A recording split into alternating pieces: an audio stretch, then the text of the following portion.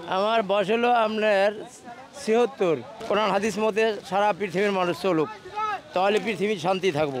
অন্যায় অবৈধভাবে কাজ করে এদের কারণে দেশে শান্তি আসতে পারে না। আমরা আসছি মাদ্রাসায় এই যে এই ত্রাণ বিতরণ করবো, এর কাজ করার জন্য আমরা আসছি। এই যেটুকু পারি আমরা করতেছি আর কি।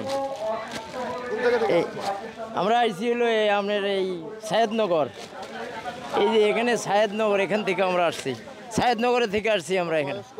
আমার বয়স হলো আপনার ৭৬। আসলাম এই যে ত্রাণ দেয় দেখার জন্য, এবং নিজেরা যেটুকু পারি দিব, আর আমরা যা পারি আপনার সাথে একটু খেদমত করলাম, কাজ করলাম, এই জন্য আমরা আসছি আর কি। এখানে পরে আমার নাতি আপনার নাম হলো আফরান, এখানে লেখাপড়া করে।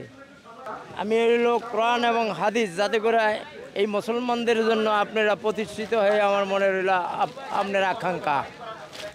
কোরআন হাদিস মতে সারা পৃথিবীর মানুষ চলুক, তাহলে পৃথিবীর শান্তি থাকবো।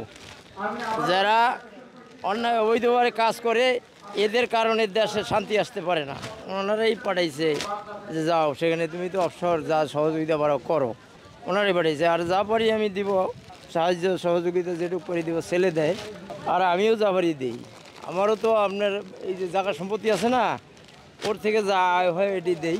আমি আজকে আইছি, আমি থাকবো আপনার এই পর্যন্ত, শেষ পর্যন্ত। এই যে এগুলি করবে না, এখানে নামাজ পড়বো, তারপর হয়তো আসর পড়বো, তারপর মাগরিব পড়ে যে আহমদুল্লাহ হুজুর আসবেন, তারপরে চলে যাব।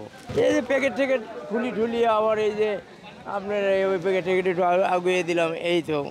অনেক লোকই আমাকে যে আপনি মুরব্বী মানুষ, কাজ করবেন, আপনি করেন। ওরা আমাকে খুব স্নেহ করে, মায়া করে, এই যে যারা যুবক যারাই আছে। আপনার নামটা যেন কি বললেন? আমার নাম হলো হাজী জয়নাল আবদিন। আমাদের বাড়ি হলো জেলা শরীয়তপুর, ডামুড্ডা থানা।